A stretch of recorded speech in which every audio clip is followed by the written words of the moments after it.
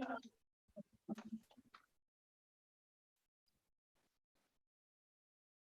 are we good to go? Just give him a few more minutes, Okay. a few more seconds, I should say. Should be ready in about 10 seconds.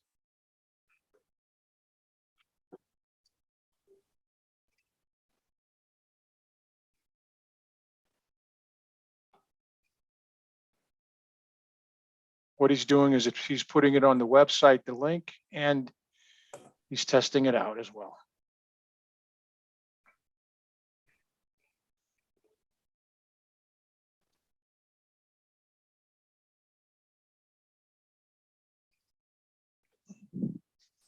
Okay, Alex, we are live streaming. Okay, so we'll go ahead and officially this time call the meeting to order. And please know any comments by the public are welcome and can be emailed to publiccomment@lsbme.la.gov. And is the sound clear and audible to the public and those on the tele video conference? Yes, ma'am. Okay. And again, Alan, can you please confirm that you verified the identity of all tele and video conference participants?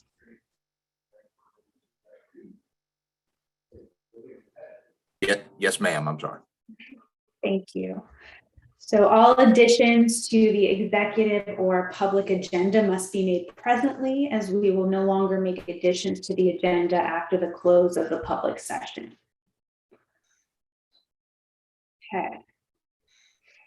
And so first we'll need to roll call, and we can see that we have all 4 committee members: Alex D'Angelo, Emily Nazar, Hillary Giannani, and Nikki Wolano. Okay, so if there are no public comments, we can go ahead and approve the minutes for the last meeting that took place on April 23rd, 2021.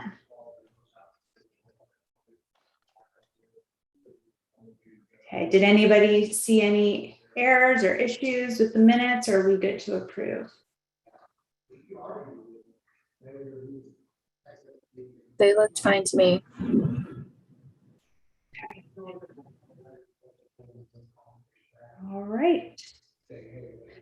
And so for any new business, we just have 2 agenda items. The first one is going over current committee terms and any upcoming potential personnel changes.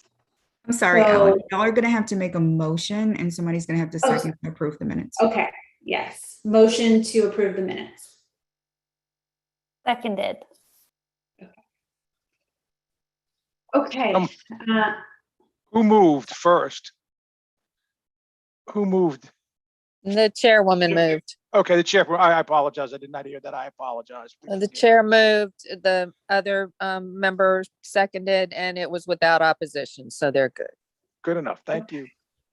Okay, so the current committee terms and personnel changes. So we had anticipated having a 5th member added, and after the April meeting, we had submitted the CVs and other necessary documents. Dr. Collada, do you have any updates on the progress of that particular appointment?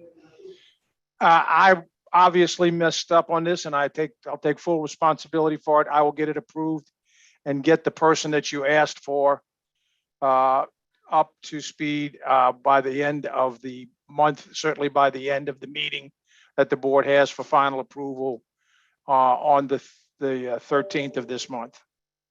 Okay, great. And so should we anticipate maybe that by January she would be officially added? Yes. Okay. Okay, She great. technically will be added as soon as the meeting is over, quite frankly. Okay, great. We can let her know that. And any other upcoming changes or I know that my term will be up, I think, in early mid next year, because we can only do 2 subsequent 2-year terms. So I think we're gonna have to identify multiple other individuals to take all of our places at that point.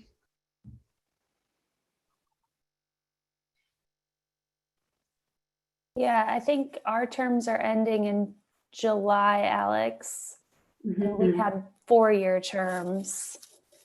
And I don't know, I would have to look at the actual law again, whether because we started with a 4-year term, did that count as 2 terms, or could we be reappointed? I'm not sure. I about believe we did 2-year terms, and we just did 2 subsequent, like 2. Okay. Got Two it. terms in a row. Got it. So I think they staggered other people who were initially supposed to kind of roll off sooner, but then that didn't happen because of COVID. So I think now we're going to have to find multiple people to take our spots as we've, used up all of our time. Yes. We Well, can. luckily, I think our numbers have grown. So I know we have a larger pool of genetic counselors to pull from now. We just need to find some people to volunteer. Yes. So Dr. Collada, correct me if I'm wrong, we needed, I think last time, 3 CVs for every spot that needs to be filled. The board usually likes that. I would prefer it, and then I can say to the board, I looked at 3 and that made make my recommendations to them. That kind of goes along with what the governor does, and so it looks like we're trying to be as consistent across the board. Now, I think the bigger thing for you all is to understand that technically everybody serves until they are replaced. So when we get the replacements, then people will go off, and we'll make sure that the slotted replacement is noticed before we get rid of some people. So there'll be somebody to take your place. And until then, you serve until you are replaced. Absolutely. And then that'll be okay, even if we've exceeded our term Yes. limit. Okay. Okay. So we'll work on getting as many CVs as we can. I know we have more than we did before, but hopefully we can find 12 individuals to submit CVs. That might be a little tough with our small group, but we'll try and get as many as possible. Can we resubmit the same CVs? Like if we did 2 Yes. submissions at once, and then we could follow up with the Yes. other 2 seats? You could. That's a good idea. Okay. Okay. All right. So any public comment or our last comments from the committee members before we move on to the next agenda item? No public comments at this time. All right, so, and this is not meant to include or mention any specific individuals or institutions. Just want to get a good idea if this is applicable to your practice, if you have had any issues with the operationalization of a collaborative practice agreement, either in finding a collaborating physician or obtaining an agreement. Has anybody had difficulty with those? Or is it just not applicable to? I can comment that it's not applicable to my practice. Okay. Not applicable to mine either. Okay. I think we had attempted a 2-lane without forward movement. But as of this week, I've started at a new position and I'm investigating that and the need for that with this new position. Okay. All right, so we can address that. If there's no, specific issues, we can just continue to determine if there's any difficulty identifying collaborating physicians or agreements in the future. Okay. All right. Any public comment? Otherwise, that might be it for us. This is a quickie. Actually, on the Susie has something she wants to talk to you all about.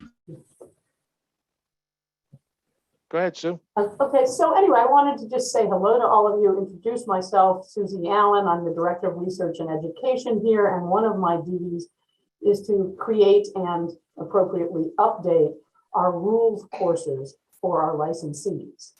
And you all obviously are relatively new to our state as a group of licensees, and I will, not be approaching you about this until sometime, not even brand new in the new year, and especially since you are, it sounds like replacing yourselves. But I wanted you to be aware that we did this, and also to say that I would need to, going forward, really just have one person that I would be working with offline to make sure that we are in concordance with the open meetings laws. I would need to work with one of you. I would do a first draft of the rules course. Mostly this is an exercise in making sure that our licensees are aware of the rules which govern them, and in some cases the laws. And it's basically an exercise in making them read the rules that pertain to them, and then there's a quiz. Your rules are, not enormously long and whatever. So I just want, since some of you, it may come up, or one of you gets an email from me, I just wanted you to see that I was an actual real life person. I wanted you to understand the issues. And one of the things that I do ask members of an advisory committee is, what are, one of the things we like to do, we make them, make everyone read the rules, but we want to test their understanding. And we usually have some scenario-based questions in the quiz. It's not usually that long a quiz, it depends on the length of the rules and the complexity of the rules in terms of how many sections and subsections. But where we basically create some kind of scenario, such and such occurs, you do this, are you in compliance or are you in violation of the board's rules? Those kinds of things. So I just wanted you to be aware of this process, that it's something we do.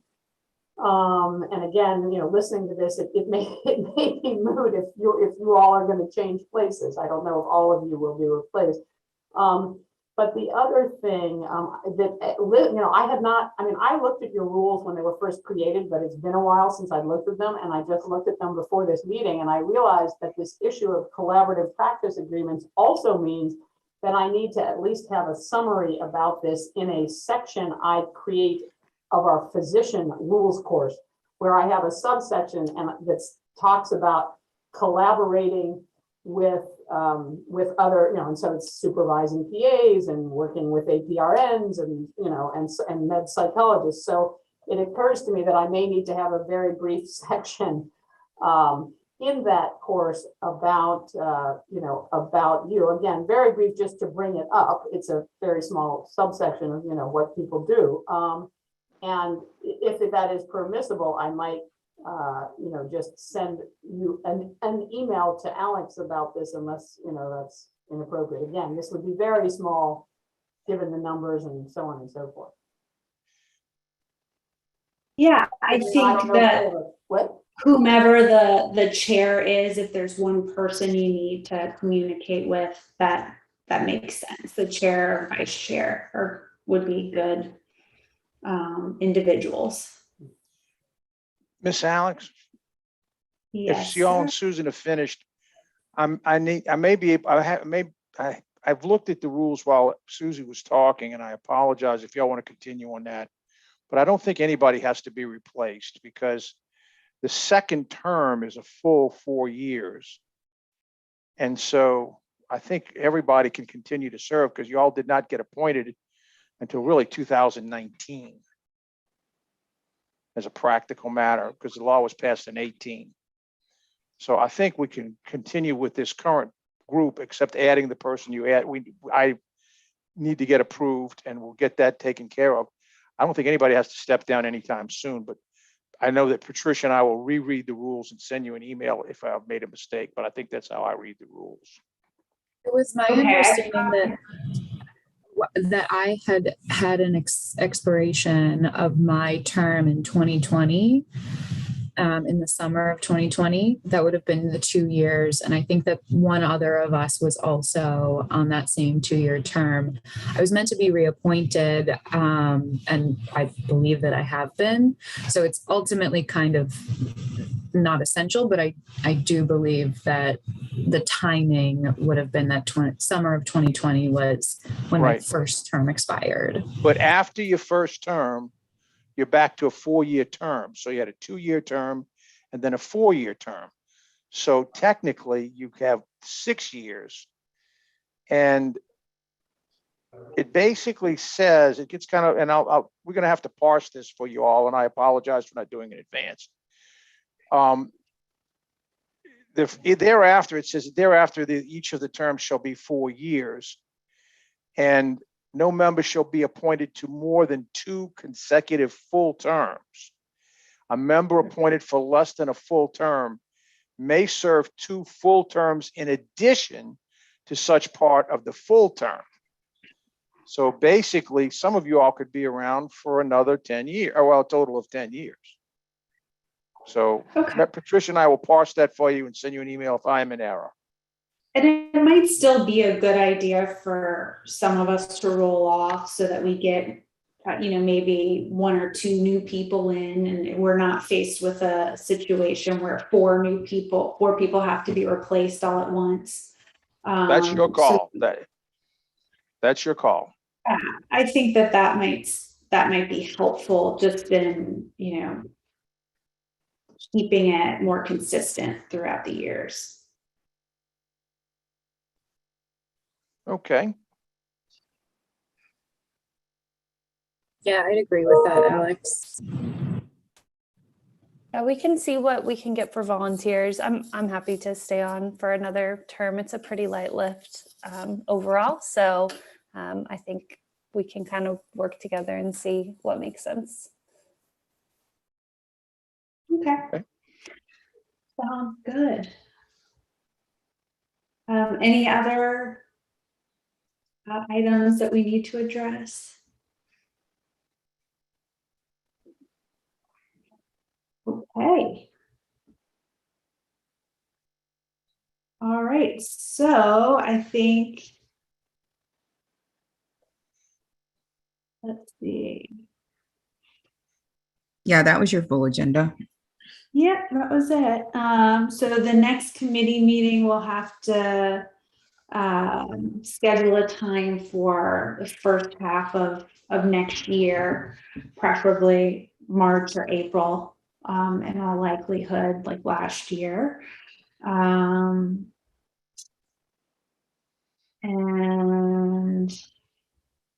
yeah, okay. Well then, I guess that's it. And we can move to adjourn. Somebody needs to make the motion. Seconded. Okay, moved by Alex and seconded by Miss Nikki. Thank you very much.